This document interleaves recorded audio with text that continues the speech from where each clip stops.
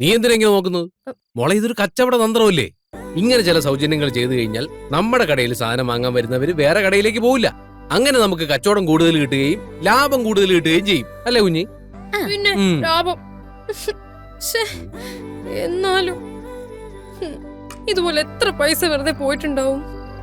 അത് പിന്നെ വാക്കസ്തേ.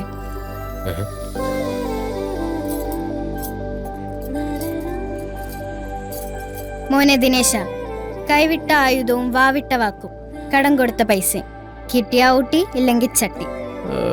ആഹാ.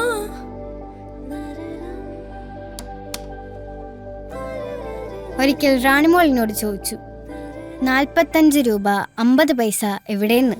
അയ്യടാ, ആരടി നിന്റെ ദിനേശേ?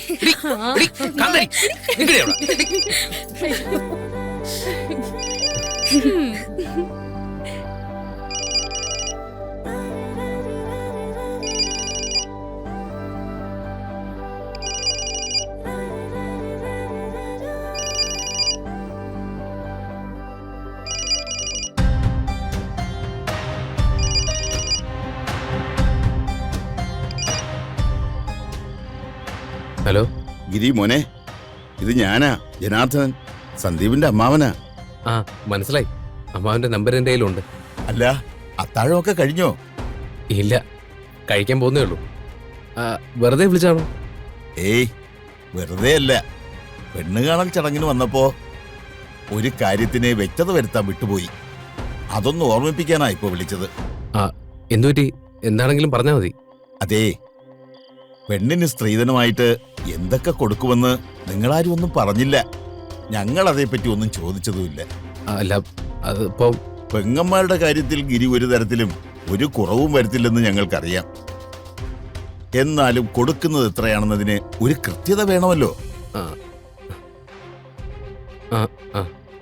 നാളെ ഇതിന്റെ പേരിൽ നമുക്കിടയിൽ ഒരു അതിർത്തി ഉണ്ടാകാൻ പാടില്ല. ഗിരി പറയേ, ഗിരി എന്തൊക്കെയാ മനസ്സിൽ കണ്ടിരിക്കുന്നതെന്ന്. അവക്ക് ഒരു കുറവില്ലാത്തൊരു സ്ത്രീധനം. എന്നാലും അതെന്തൊക്കെയായിരിക്കുമെന്ന് ഗിരിക്കൊരു കണക്കുകൂട്ടൽ ഉണ്ടാവുമല്ലോ. അതിനേക്കാളും നല്ലത് സ്ത്രീധനമായിട്ട് നിങ്ങൾ എന്ത് പ്രതീക്ഷിക്കുന്നു എന്ന് പറയുന്നതല്ലേ. നിങ്ങൾ എന്ത് ചോദിച്ചു കഴിഞ്ഞാലും എൻ്റെ അനിയത്തിക്ക് ഞാൻ കൊടുക്കാൻ ബാധ്യസ്ഥനാണ്. അപ്പൊ അതുകൊണ്ട് എന്താ പ്രതീക്ഷിക്കുന്നതെന്ന് പറഞ്ഞാല്. ഇല്ല, ഗിരി പറഞ്ഞാ മതി. ഇല്ല, ഞാനായിട്ട് പറയുന്നില്ല, അമ്മാവൻ തന്നെ പറഞ്ഞോളൂ.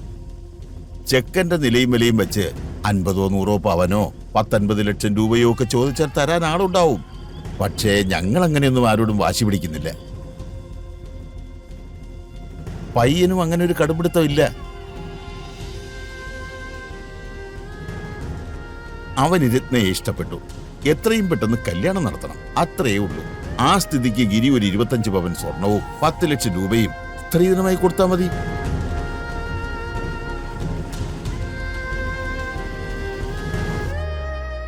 ഗിരിയെ സംബന്ധിച്ചിടത്തോളം ഇതൊരു ഭാരിച്ച സ്ത്രീധനമൊന്നും അല്ലെന്നറിയാം. ഗിരി ഇതും ഇതിനേക്കാൾ കൂടുതൽ തരുമെന്നും അറിയാം. എന്തായാലും വ്യവസ്ഥകൾ തുറന്നു പറയാനുള്ള ബാധ്യത ഞങ്ങൾക്കുണ്ടല്ലോ, അതുകൊണ്ട് പറഞ്ഞു. എന്താ ഗിരി, ഇതിന് സമ്മതമല്ലേ?